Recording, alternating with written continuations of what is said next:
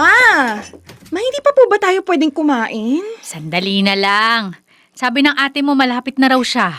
Sabay-sabay daw tayong kakain. May dala pa siyang lechon manok. Pero ma, gutom na ako. At mag-video call pa kami ni Noel. Baka antukin na naman yun. Tiis muna anak. Konting hintay pa. Kakain na ho ako. Kahit wala si ate. Aba! Ikaw talagang bata ka. Wala kang pasensya. Ay, oo, ayan na. Diba sabi ko sa'yo? Sakto. Mano po, ma? Kaawaan ka ng Diyos, anak. Oh, Risa, sabi ko hintayin mo ako, di ba? Ang tagal mo kasi ate. Kanina pa ako nag-aamoy ulam dito. Excuse me, 5 minuto lang ang delay ko. 5 minuto. Di mo man lang ako mahintay. Alam mo naman ang turo ni Papa. Sabay-sabay kumakain ng pamilya. May gagawin pa kasi ako ate. Importante ba yan? Importante. Let me guess. Tungkol na naman yan sa boyfriend mong si Noel. Sabi ng batang yan, magbi-video call pa raw sila, kaya nagmamadali. Nanay naman kasi. Risa, ilang beses ko bang sasabihin? Yung pag-aaral mo, baka napapabayaan mo na dahil dyan sa kaka-boyfriend mo. Hoy ate, hindi no. Actually, mas ginaganahan pa ako mag-aral dahil kay Noel. Masipag kaya yun. Nag-aaral muna bago landi. Sigurado ka bang good influence? Baka kung ano-anong pinapagawa sa'yo. Focus kami sa studies, no? Masaya lang kasi may kasama akong mag-aral, ganun. Siguraduhin mo lang. Bata pa kayo. Isipin mo, hindi biro ang tuition mo sa eskwelahan na yan. Mas marami ka pang sermon kesa kay mama. Ano yon? Ano yon? Wala, May sinasabi ka? wala.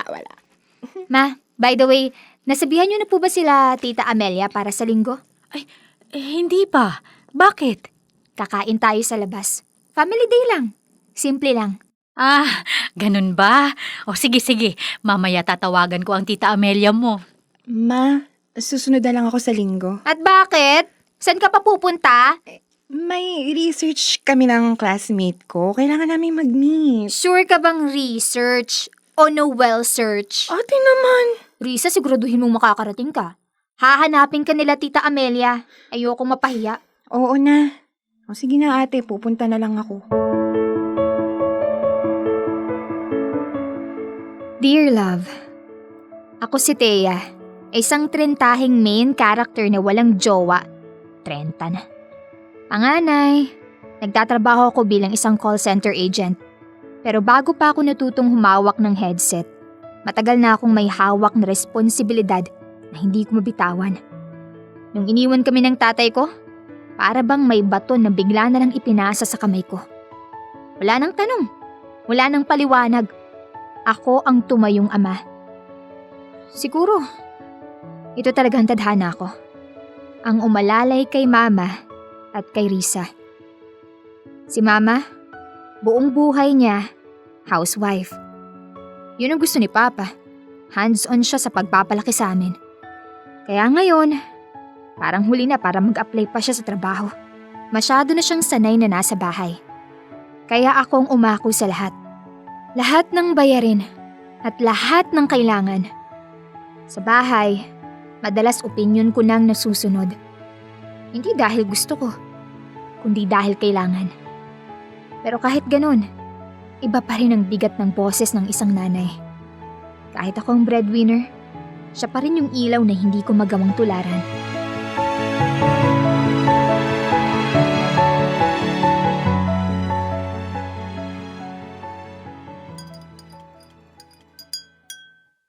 O anak, humigop ka muna ng kape. Mainit-init pa yan. Salamat, Ma. Tinawagan ko na ang tita Amelia mo. Sasama daw sila sa linggo. Ay, mabuti ho yun, Ma. At bago tayo kumain sa mall, daanan na rin po natin si Papa sa sementeryo. Oo anak, magandang ideya yan. Sige ho, Ma. Makakauwi ka ba ng maaga mamaya? Susubukan ko ho. Medyo marami lang talagang gawain sa trabaho. Baka ma-overtime ako ulit. Ikaw talaga anak. Wala ka nang ginawa kundi magtrabaho. Ma naman. Hindi birong matrikula ni Risa. Kaunting tiis na lang. Makakagraduate na rin yun. Salamat talaga anak ha. Ay, teka, maiba lang ako. Ikaw ba? Wala ka bang manliligaw? Manliligaw? Naku, ma. Wala akong sa listahan ko yan. At kung meron man, halos lahat hindi tumatagal. Yung iba hindi kayang schedule ko. Yung iba reklamo ng reklamo. Parang puro palpak. At karamihan, yan, gusto lang umiskor. Baka naman kasi sobrang higpit mo. Baka tumandang dalaga ka niyan, anak. Ay ma, mas okay nang mag-isa kaysa mapunta sa maling tao. At saka, wala naman akong hinahanap. Sa bagay.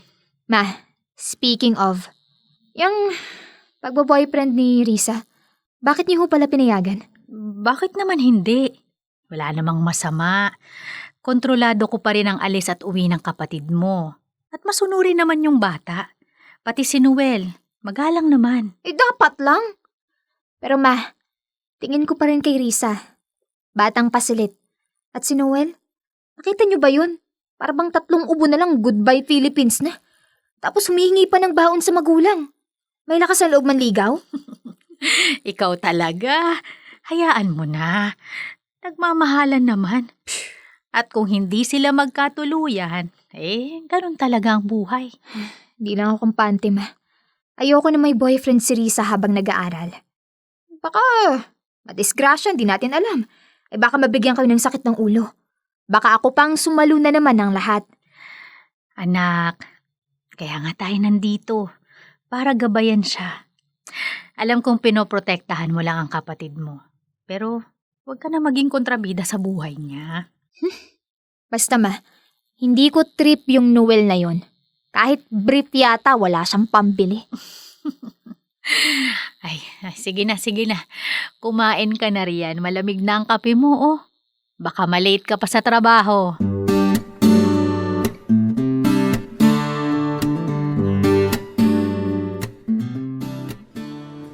Sabi nila Tita Amelia, susunod daw sila. Mga 30 minutos pa raw. Sige ho. Okay lang ba kayo, ma? Medyo matagal na tayong nakatayo rito. Ayos lang ako, anak. Sanay na ako sa hintayan. Nasaan na ba si Risa? Ang sabi niya on time daw siya. Ayun na siya, oh. Papalapit na. Saan? Teka. Kasama ba niya si... Si Noel? Oo nga, no. Parang kasama niya talaga. Wala naman siyang sinabi. Ma! Mano po? Kaawaan ka. Good afternoon po, Tita Ellen. Hello po, Ate Thea. Hello. Risa, hindi ka nga rito sandali. Ate, Bakit hindi mo sinabi na isasama mo si Noel? ate naman no. Kailangan ko pa bang ipa-approval? Boyfriend ko si Noel. Hindi naman siya kung sinong estrangherong napulot ko lang sa bangketa. Hindi ka ba nag-iisip? Linggo ngayon, Risa. Family Day. At hindi ko pa sinasabi kina Tita Amelia na may boyfriend ka na. Baka mamay magulat sila. Eh di mas perfect. May pagkakataon silang makilala siya. Hindi ba dapat masaya ka ron? Risa, ang tigas talaga ng ulo mo. Hindi to tungkol sa saya. Tungkol to sa respeto. Respetado ka namin, ate. Pero respeto rin yung hindi mo kami hinuhusgahan. Wala naman kaming ginagawang masama. O so ano ngayon? Ako ang manilibre sa boyfriend mo. Susunod niyan, dito na kayo palagi magde-date para makalibre pa sa pagkain. Ang convenient naman. Ate, hindi mo naman kailangan gawing issue yun. Ako ang nagpumilit na sumama si Noel. Hindi siya nang hingi. Pinapailit mo talaga ang ulo ko, no? Alam mong ayaw ko sa setup na to. Ate, tingnan mo si Mama, oh. Kalmado lang. Magkasundo sila ni Noel. Eh bakit ikaw parang lagi kang may hawak na megaphone sa kakareklamo? Risa, Ate, please. Family day naman, di ba?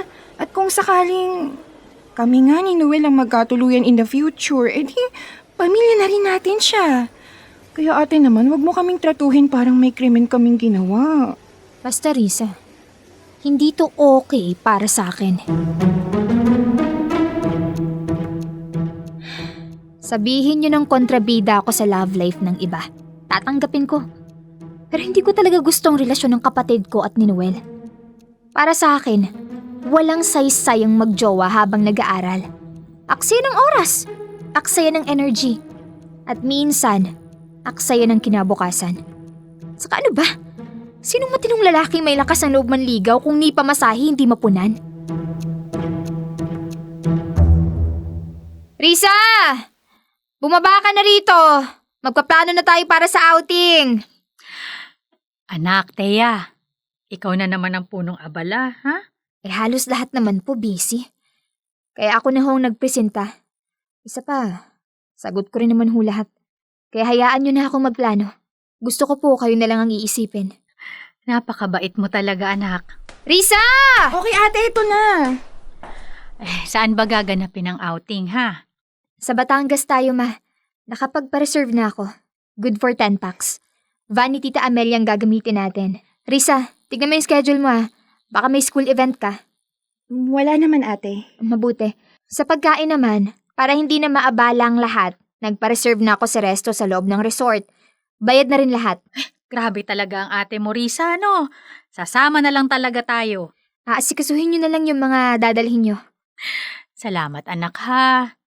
Sandali, kukunin ko lang mga sinampay. Iwan ko muna kayo dyan. Kailangan nyo ho ba ng tulong? Ay, hindi na.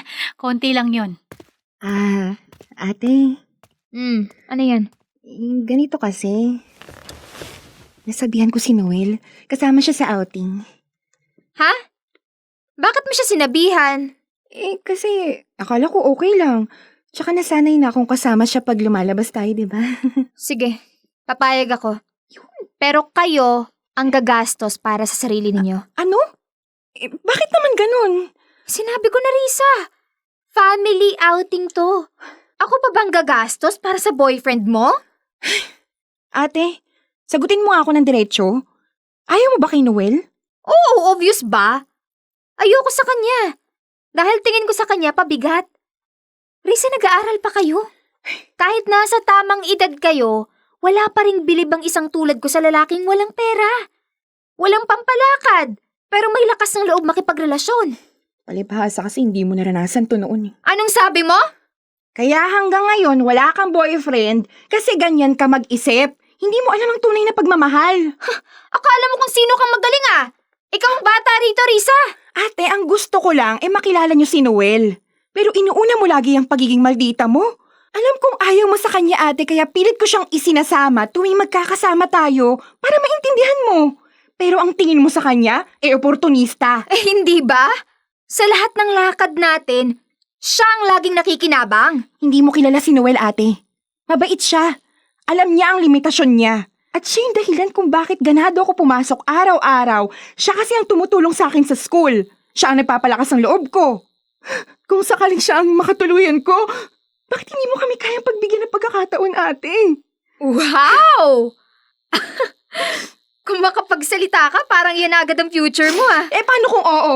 Hindi ko malalaman, ate, kung hindi ko siya bibigyan ng chance. At hindi ko yun mararanasan kung patuloy mo siyang tinatrato na parang basura. Risa! Bumalik ka rito!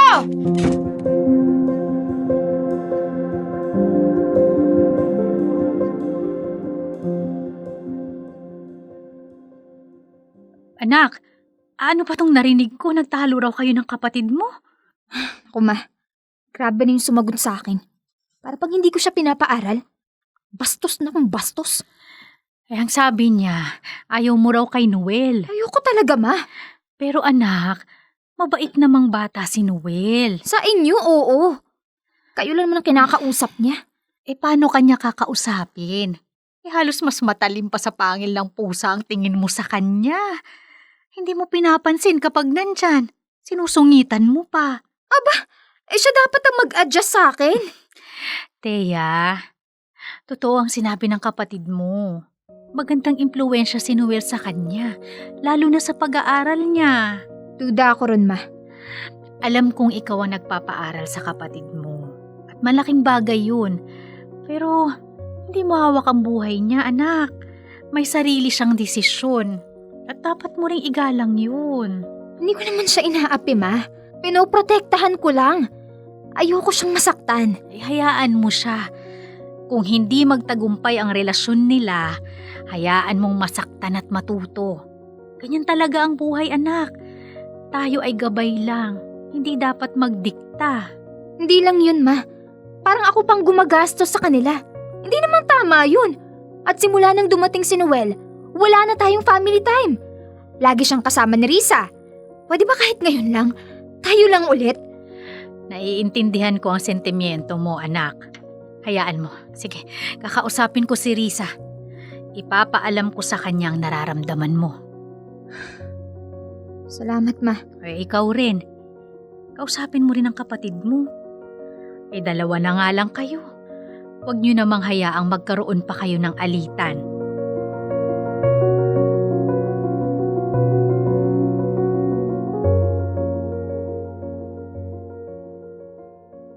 Ay, mas naman ako pagkatapos ng usapan namin ni Mama. Siguro nga, sobra-sobra naging pagmamaldita ko. Pero syempre, hindi naman nawawala sa akin ang pagiging ate. Kinausap ko si Risa. Nagkapatawaran kami. Pati siya, humingi rin ng sorry sa mga nasabi niya. Ipinaliwanag ko pa rin kung bakit ganun ang nagiging reaksyon ko tuwing maririnig kong pangalan ni Noel. At siya naman, pinakiusapan akong bigyan ko ng kahit kaunting chance ang relasyon nila. At bilang ate, minsan, kailangan mo ring magpakumbaba. Kaya ngayon, may mga pagkakataon na sinasama ko si Noel sa mga gala ng pamilya. Basta sasabihan lang niya ako ng mas maaga. Pero may mga araw din na hindi ko sila pinapayagan. Dahil mahalaga pa rin sa akin ang family time.